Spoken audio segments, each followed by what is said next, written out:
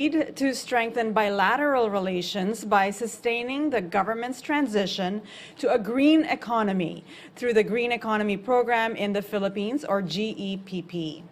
A joint declaration on the Green Economy Program was also recently signed between both parties. And to give us more information on this, we are joined by Environment and Natural Resources Secretary Maria Antonia Yulo Loizaga. Good morning, Secretary Loizaga. Good morning, Daphne. Thank you very much for this opportunity to share with you where we're coming from at the DNR and the recent developments because of the visit of the EU Commission President.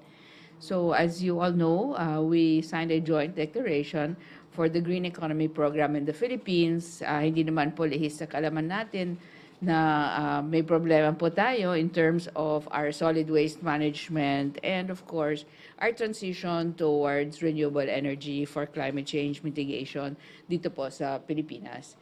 So apart from our concerns in terms of adaptation to climate change, in terms of disaster risk reduction, may isa pa pong side ito in terms of mitigation, no? So yung mitigation pong tinatawag natin in terms of the GEPP really comes from the management of our solid waste. We would like to move towards a more sustainable production and consumption of materials dito po sa atin. And this will take several steps, no? First of all, we need to create the policy environment for the transition to a green economy. At that will mean that we will look into, no, yung historically our solid waste ecological laws, no, and then also look at the EPR law ngayon and to see how we can make that relevant to our climate change mitigation purposes. So yung sustainable production and consumption really has to do with the way we generate our products and how we also manage the waste that is part of the generation of the products, particularly itong mga plastic waste po natin. The policy environment, as I said, is andyan na. I can talk about the EPR a little bit later. But we need a whole of society approach, and that whole of society means that the private sector needs to be involved. Ang LGUs po ang frontline nito. Initially, pinag-usapan na siguro yung very highly urbanized areas. Of course, these are the big waste generators. But let me share with you some statistics that we have, no, in terms of yung solid waste po natin. The Philippines generates about 61,000 metric tons of solid waste daily, no? About up to 24% of this is, of course, our plastic waste. We consume and utilize actually over 160 million plastic sachet packets. Daily po yun. And of course, over 40 million shopping bags and thin film bags, no? So, lahat po ng mga plastic yon, sinisikapan po natin that they will not reach our marine areas and our coastal areas. Siyempre po, may kailangan pong gawin talaga in terms of the prevention of the solid waste such as these plastics to make it to our open environment and to our oceans. So, just to share with you po kung anong pangangailangan na dapat i-prioritize po natin, one of the issues regarding plastic waste is how much they can be reprocessed and repurposed, no? I don't want to use the word recycled, so medyo konting gasgas na po yung recycled, pero repurpose is one of those words na kailangan po nating isali dito po sa dialogue on solid waste management kasi po many of our plastic waste can actually be transformed for economic value. No, yung economic value po calculated by the World Bank, no? Only 70%, about 70% of the value of these plastics are lost. No, they could be repurposed, no, to the Philippine economy each year. And that value associated po with the 70% material value of the plastics can generate, by calculation of the World Bank, about 790 to 890 million US dollars po per year. In order for us to generate that economic value, we do need to make some changes in terms of the way we collect, recover, and repurpose itong mga plastic waste na ito. So here in the GEPP, yung sinabi po ni Ma'am Daphne, we're looking at, as I said, the policy environment. Meron tayong extended producer's responsibility law ngayon, which incidentally will have a big formal launch on August 4. And then secondly, the role of the LGUs, the role of the private sector, mga obliged enterprises, and of course, our innovations and entrepreneurs na kailangan pong isali po natin in terms of their contribution to how we can repurpose this waste, no, and looking also at this area, how we can shift towards renewable energy in terms of our production processes, no. So ito po yung sakop ng issue natin sa solid waste management na maapekto sana kung matutuloy po yung agreement nitong GAPP, no, na sinainan po natin on during the visit of the EU President. Okay. Thank you, Secretary Loizaga. Any questions from Malacañang Press Corps? Job Manahan.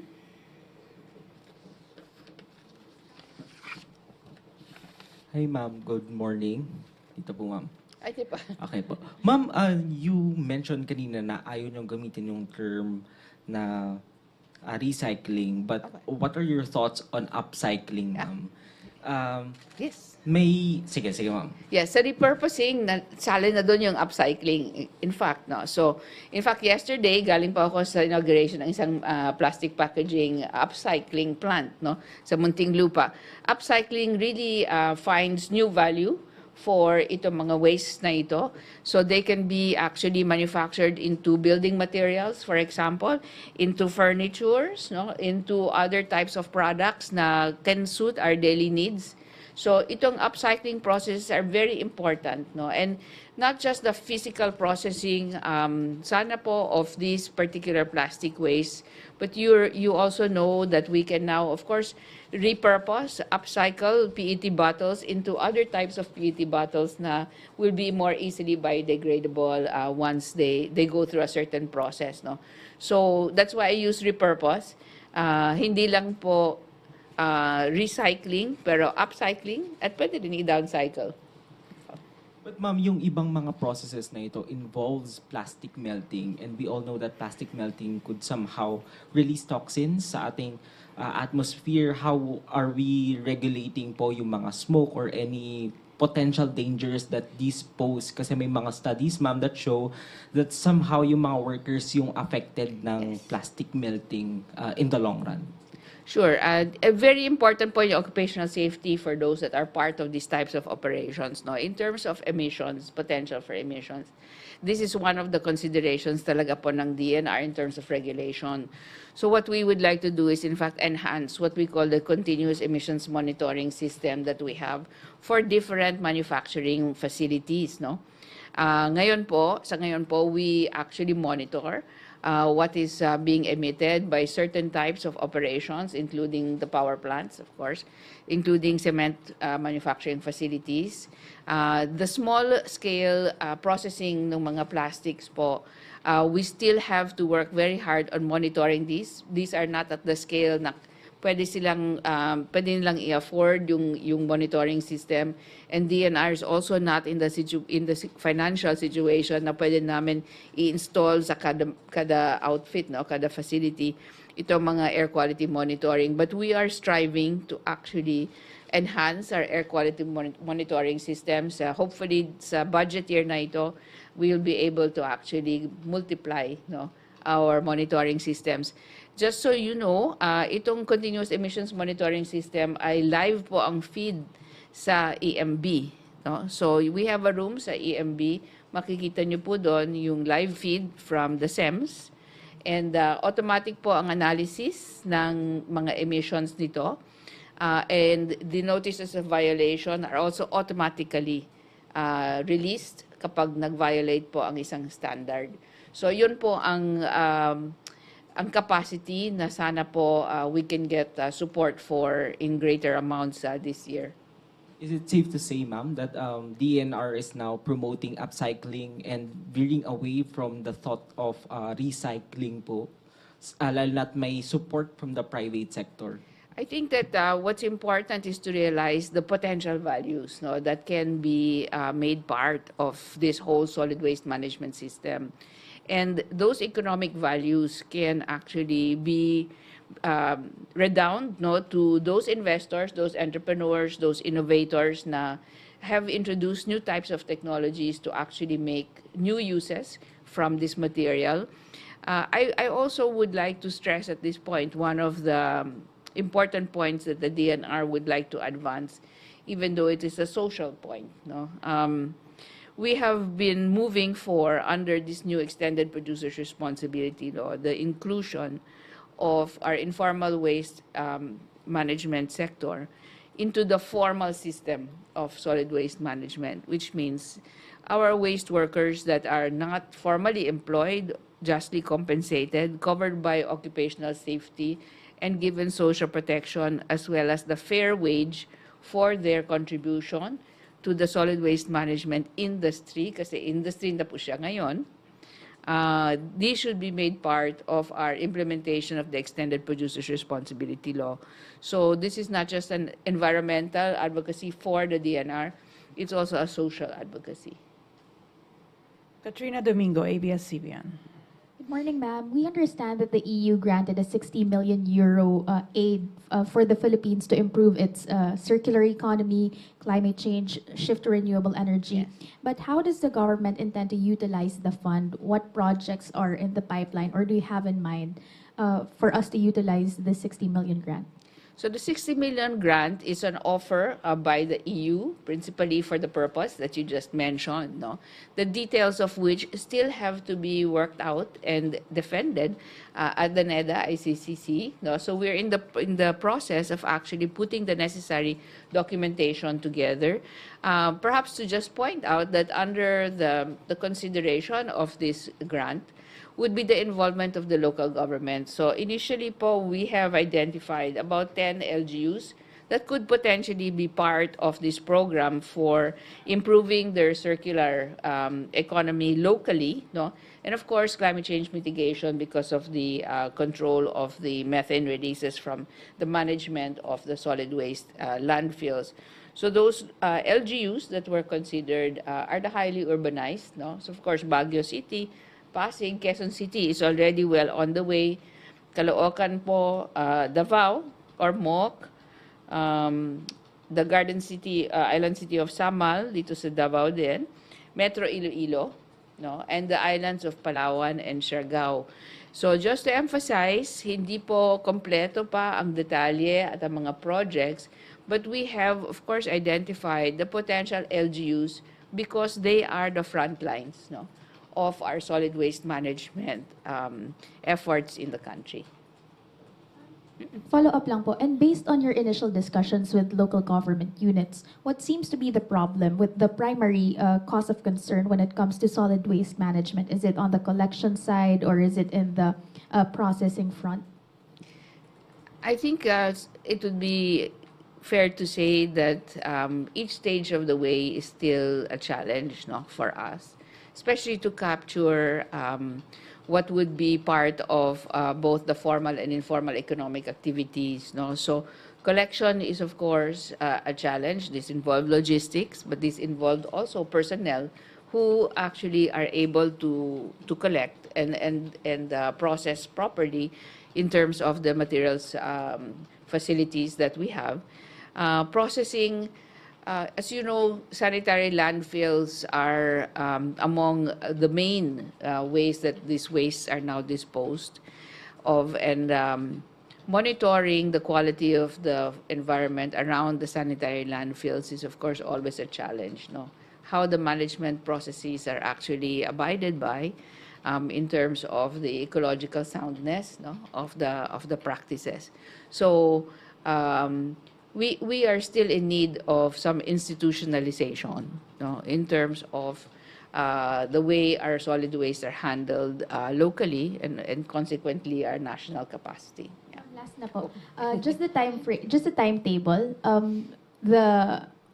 Kailan po natin na-expect for the documentations and the NEDA study to be finalized? How soon can we feel the effects of the 60 million fund? The NEDA approval process, of course, is one that is that has to be contended with. No, we are targeting to have all our submissions ready, hopefully for assessment by the NEDA board by November, no, of this year. In the meantime, though, we are embarking on our own efforts to green our economy already, given that we have in place the legislation that we need, especially to oblige those large enterprises that actually are the main sources of plastic packaging, no?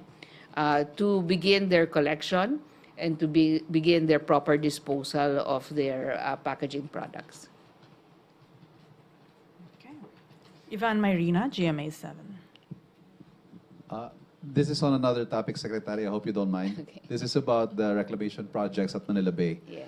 The United States Embassy expressed concerns about, and I quote, the potential negative, long-term, and irreversible impacts to the environment of such project. May we have the statement of the department on this? Sure. As you may know, we have conducted 2 reclamation fora, no, and precisely in the last, the second one, the last one, we had a representative, in fact, from the U.S. Army Corps of Engineers to actually show us what they are doing in terms of best practice in this regard. No?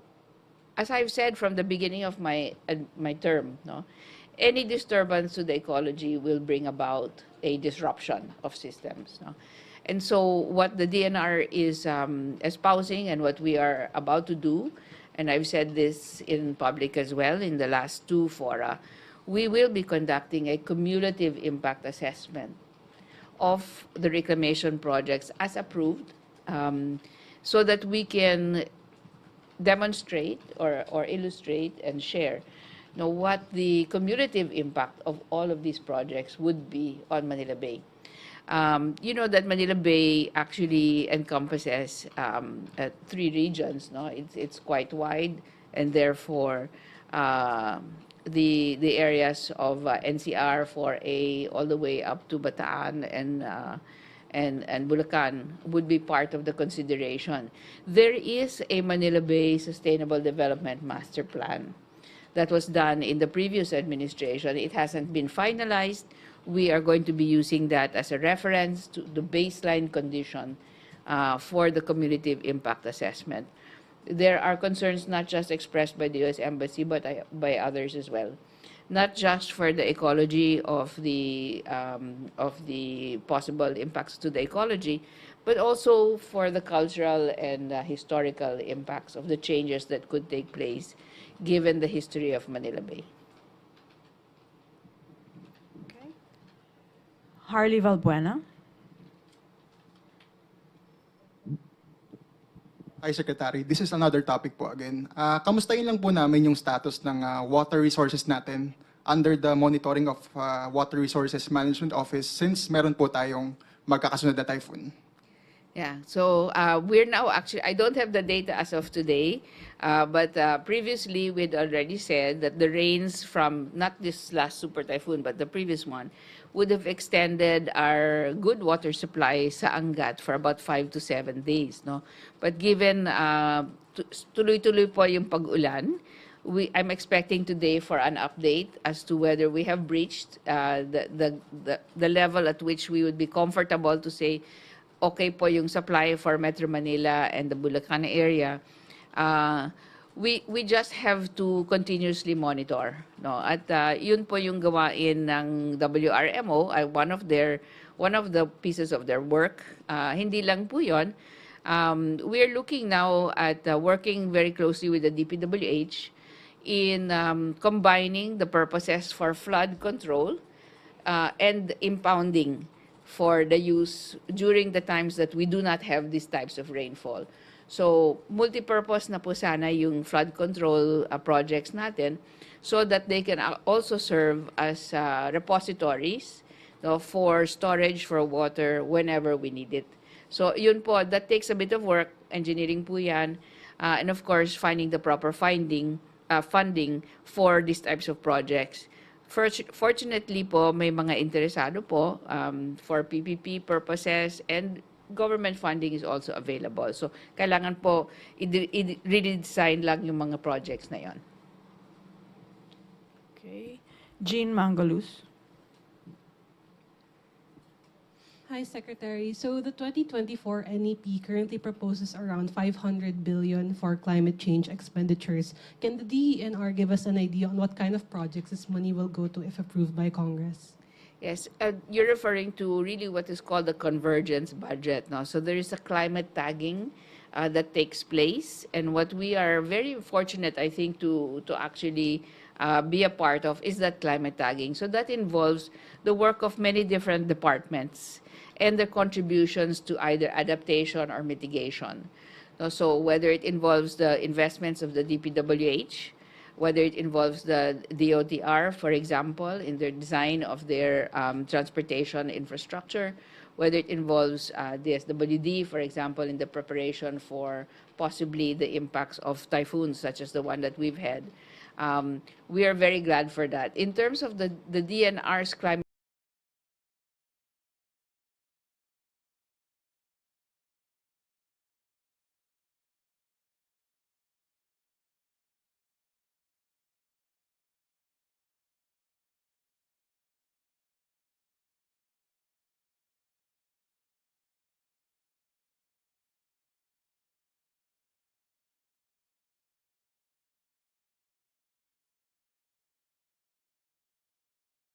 is now in the process of being completed.